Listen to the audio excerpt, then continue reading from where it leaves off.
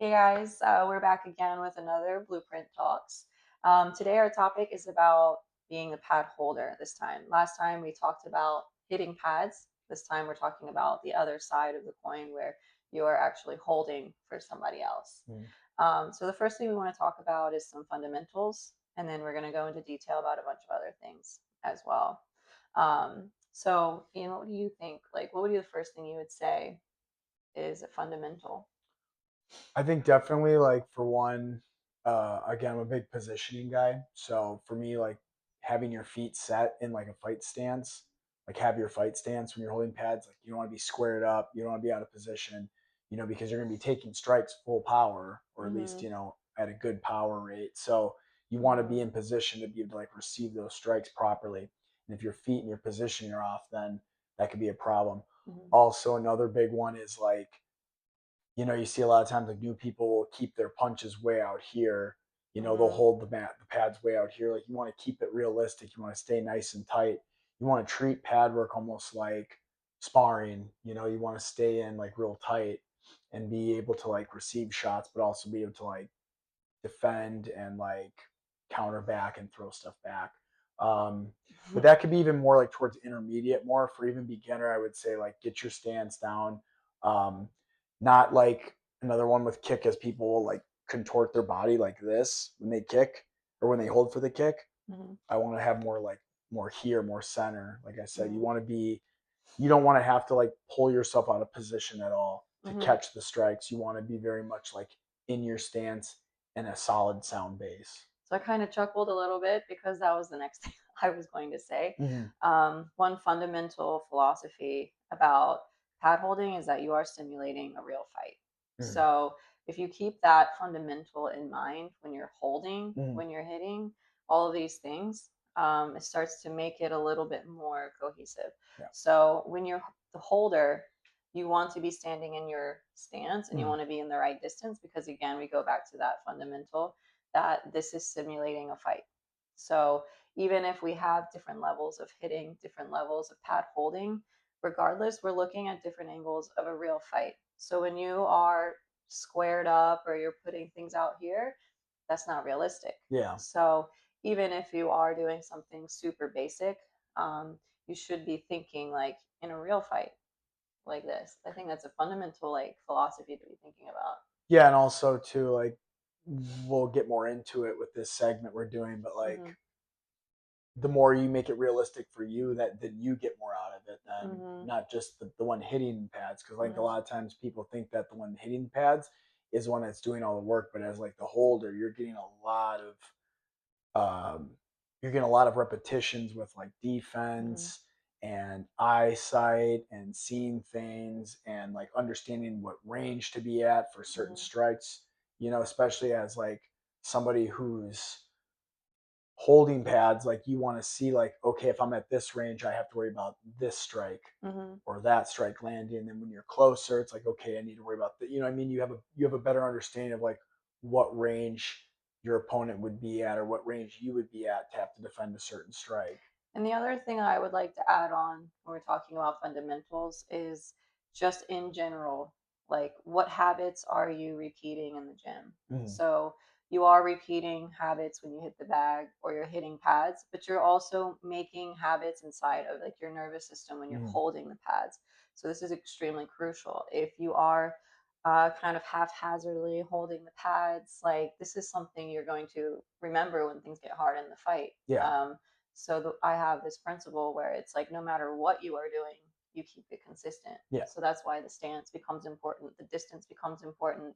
No matter what, you don't let up on having this mentality of like, absolutely. I'm instilling habits in myself. But as the pad holder, you are instilling habits in your partner too. Yep. So that's why this is incredibly important.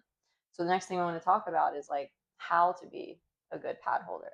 Because part of the problem here is if you're holding pads out like this too far, now your partner doesn't have an accurate, realistic um, ability to like hit with accuracy. Hmm. They're going to be throwing the jab or the cross or whatever you're holding for wrong because you're doing it at a unrealistic position. Yeah, and then you're breeding bad technique and bad habits for them because Mm-hmm. now they're you are a product of what you do in training, you know. So if Mhm. you're constantly hitting a pad that's way out here, Mhm. you know, now you're getting used to like hitting the targets that are way out here, Mhm. and you're not really in line with your shots and you're not precise then, you know. And then if Mhm. you're kicking, you know, someone's holding the pad like this and you're kicking way around, like now you're giving and even like someone that's like, you know, getting like a fight, like in a fight situation, like they're in a fight, it's like now you're teaching them to like be more of a tell with their techniques.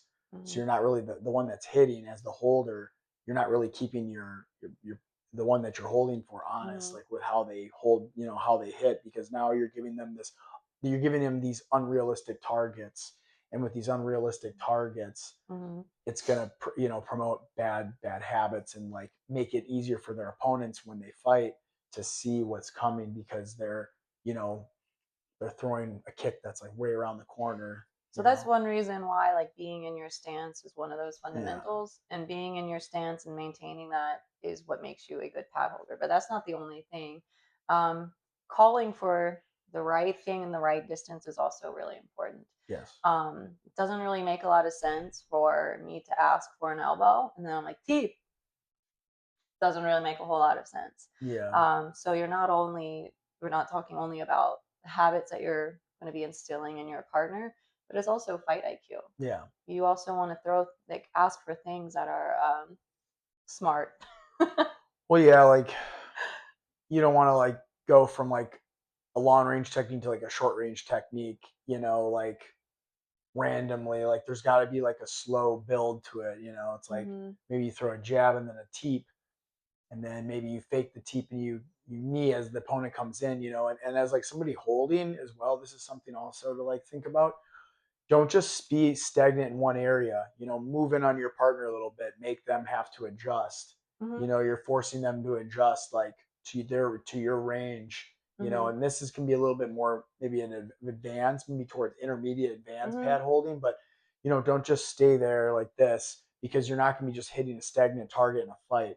So Mhm. moving a little bit and adjusting footwork and ranges, forcing your the hitter, the person hitting the pads, to cut angles and always be thinking, you know. I always tell my guys or anybody I work with on pads, like when you throw, like be ready to receive. And it's the Mhm. same thing with holding pads. So it's like you're holding pads, if you're in position, you're holding for the pad, you're holding for the kick, Mhm. you're holding for the punch, the knee, the elbow. Like now think like, okay, what would I do off of this? Yeah, so like Yeah. we talked about last time, there's different levels to Mm-hmm. hitting the pads. There's also different levels to pad holding Mm-hmm. in the same way. So Yep. we talked about how level one would be just hitting, right? Yep. But even still, as the pad holder, maybe you're just holding for the hitting, but maybe you can cut angles. You can walk backwards, walk Yep. forwards. So now the person that's hitting needs to be calculating in their mind how to be in the correct distance Mm-hmm. for those things. Then we talked about level two being like also adding the defense. So as the pad holder, make it realistic. In the fight, when would you throw the kick? You're not going to do it when you already know that what they're doing. That's not super realistic. Think of it almost in a way like sparring. Yeah. you know we're not actually sparring, but we're stimulating those feelings. I want them to have a reaction time like Mm-hmm. that's realistic. One thing that has gotten on my nerves in the past is someone asks, not asks, they're holding pads and they go to low kick and they go at the speed. I'm like, that's not realistic. I can obviously see that coming. Yeah. A 3-year-old could block that. Mm-hmm. So make it realistic. Make my brain have to like trigger really fast, Yep. because I'm also teaching them to see what the movement looks like before it's thrown. So as you're thinking about the habits that you are instilling in your training partner, the habits that you're developing for yourself, there are a lot of benefits to this. I know some people don't actually enjoy holding pads. It can Mm-hmm. be very difficult. It's like a whole skill itself. It is. But there are so many benefits to being a good pad holder, or even just in the process of learning how to Mm-hmm. do it. I know for me, once I started, I was very frustrated for a long time. It's very hard to do, to get the timing right and the positioning right, and also really trying to like think quickly on your feet. But this is also what made me a better fighter. Yeah. I know for me, over time by even just little increments. I was able to start reading things a lot better. Yeah. You can see a small movement in the way someone steps or what their shoulder does or their hips, and you're the one on the receiving end. So you see it from the opposite side. You see the little nuances and like the little body twitches, the little Mm-hmm. tells, the little small intricate Mm-hmm. tells that you might not see when you're hitting pads. So when Mm-hmm. you're holding, you're really starting to see the little tiny micro movements. Yeah. Yeah. And so as a result of that, now you're able to defend better. You're able to see things clear. You can evade, you can block because you can see it like in that half second you need in that right timing. Yeah. Now, of course, it's not foolproof. It's not like you're going to be perfect at it, but I can see that skill set and that eye improve over time as I've been holding pads. Yeah. Yeah. One thing I'll say, like a little bit of a story background of me is about about 5 or 6, sorry, actually about 5 or 6 years ago, I was diagnosed with a heart condition, and I had to step away from fighting for about a couple of years. And I wanted to stay involved in Muay Thai because it's my passion, it's what I love to do. But I couldn't train because like my heart rate couldn't get to a certain level, like a certain number. So I had to like do something that was a little like easier on my heart, like extreme, like a little less extreme than like hitting pads. So I became a pad holder, and my coach bought me a set of pads back in the States, and I became a pad holder. And eventually my heart situation, fast forward a couple of years, eventually my heart situation like actually like was taken care of and was fixed. But all that time wasn't wasted because I became a pad holder, and I learned like how to hold pads and like how to move, and like I actually got my eyesight got really good, my timing got good, real good. And then Mm-hmm. when I went back to fighting, it really transferred over Mm-hmm. and That's a really, key word, yeah, timing. The yeah. timing of things is like so different. Yeah, whether you're defending, the timing of defending, or the Mm-hmm. timing of like throwing something back, Mm-hmm. or even like the timing of like the range, because Mm-hmm. if I call for something, I'm not in range. Like there's that little timing that like your hitter, the pad holder, Mm-hmm. or the person holding hitting the pads has to adjust, and like move. So there's like that. There's those little fractions of those seconds where your timing gets improved through pad holding. Mm-hmm. That's actually one thing that is a little bit frustrating when you're out here in Thailand. You're like the student when you're out here, which is great. Like it's like you always have an empty cup every day you go to training, Mm-hmm. but it'd be nice to like hold pads when I'm out here too. I don't do that a lot when I'm in Thailand. And like Mm-hmm. I do like that when I'm back in the States is like holding pads, because I do feel like my defense gets sharper. Mm-hmm. And so when I get to hold pads after I hit pads, uh when I get to hold pads like back home in the States, like I actually really like it because like okay, like now this is like my pure defensive rounds. Mm-hmm. Like I treat my pad holding like that's like my round just to get defense in, because most of the time when you're hitting pads, you're doing more offense. Usually, like you want your pad holder to throw stuff back at you, but like when I'm holding pads, like I'm purely in like defense and counter mode. So that's like another really key benefit Mm-hmm. that I also see with being a good pad holder or just even the learning process of it.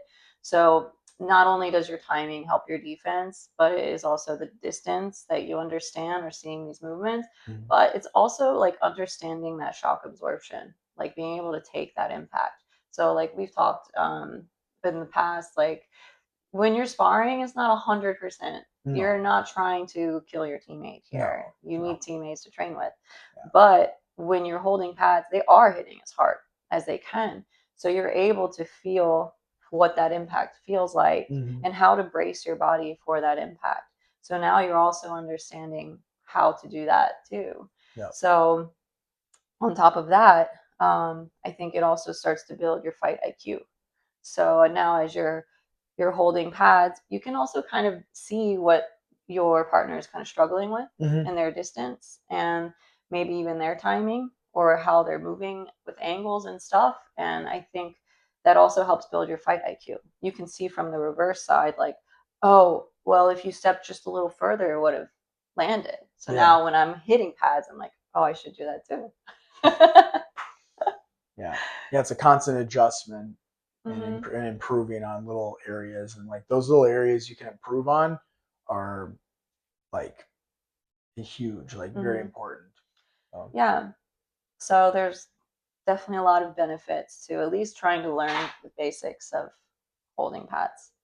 So the last thing we want to talk about is advice for beginners. So if you're watching this video and you haven't really dived into holding pads for people yet, if you're nervous or you just haven't done it or whatever it might be, we have some advice for you to get started. Yeah. What would your advice be? I would say first, get your stance right and your distance right Mhm. and take it slow. So then after that, um, the first thing I advise some people is just work on basic hand combinations and the right placement. So like when I'm holding, I try to keep it realistic. It's closer to my head. Mhm. I'm not out here. Now my partner is doing this. Yeah. Yeah. So basic, 1, 2, hook cross, real basic, and then finish with something on the lower end. Just think basic, like 1, 2, kick, one, Yeah. two, knee, because it can be very overwhelming to try to think of all of these concepts and like moving really fast and throwing a kick back and doing all these things. So like take it step by step. Yeah. That second one you added was going to be one of my main ones as well. It's Mm-hmm. like keep the combination simple. Make sure the person that is hitting the pads is like in position when they're coming back, like because you're able to guide them as well, when you're holding Mm-hmm. pads, so you're able to kind of tell them like, hey, I'm noticing little subtle like off balances as you're coming back from your kick or you're coming back from your punch, you're leaving your hand out there a little too long. So Mm-hmm. making things simple to where they can get a good groove and just over time building that chemistry up to where you can start throwing Mm-hmm. more and then you can start attacking, like there's like we said there's the different Mm-hmm. tiers and then you can start adding attacks and stuff. So another thing I would add for beginners, yes, keep the combination super simple and make sure you're in the right distance, but also make sure that you are giving feedback with your body, not just with your mouth. So what Mm-hmm. I mean by that is when, like, let's say I'm holding for the cross, I'm not like, I give feedback here. There's Yep. tension. Yes. That not only helps your partner, but that helps keep you safe. Yeah. You can get injured if you do not have some tension. Now, you don't want to have so much tension. Now you're getting so tired. But basically, it's like upon impact, almost like a high five. Yeah. You want to make sure that you have some tension. And with time and experience, you're going to understand just the right amount of tension with the strikes. But start playing with that. How much tension do you need according to the power level of your, I guess, your teammate, not your opponent. Yeah, because that's really important to keep you injury free. There has been a couple times I've been like not injured, but I've had some issues because of the way like I was holding in the beginning. Yeah, your shoulders like Mhm. I always kind of say like keep everything tight. So I kind of keep, because you're wearing the belly pad too Mhm. most of the time. Mhm. So when you have the pads, I kind of keep everything nice and tight and compact. And I use my whole body. I don't just use like my arms. Like some people, when they like, for example, I'm just going off an It's a good example here. point. When you hold for a kick, I don't just use my arms because now my shoulders are taking all that brunt. Mhm. I use my body a little bit to kind of mid into it, Mhm. to kind of use like so I'm using like my whole body. I'm not just using like my arms. Because if I isolate like yeah for punch too. If Mhm. I isolate my hand like this, now I'm like now the blowback with the shoulder, my rotator cuff might Mhm. get messed up. So when I'm holding everything, I'm nice and tight. So it's 1, 2, and then kick, and then boom, I mid into a little bit. I Mhm. just eat a little bit of it like that.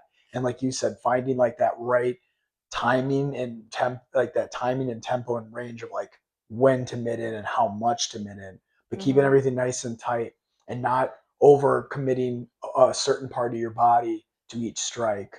Yeah, I think like to summarize, use your body to absorb the impact. Um, that's just good pad holding and also keeps you safe Yeah. at the same time. If you use your body, and this also for hitting too, Yeah. like, but when you're on that receiving end, sometimes people have some really powerful strikes, and sometimes someone might surprise you. When you put your body into it and keep it tight, then it's more likely to keep you safe. that goes back to the one hitting pads, our last segment. I'm not sure if we added it or not, but that's another thing. Like when you first start, especially when you first start working with like a new pad holder, like don't just start blasting strikes right away. Like find that comfort zone of Yeah. like, like what's like tolerable for them and like how well are they able to receive, because you don't want to just catch the one holding pads off guard.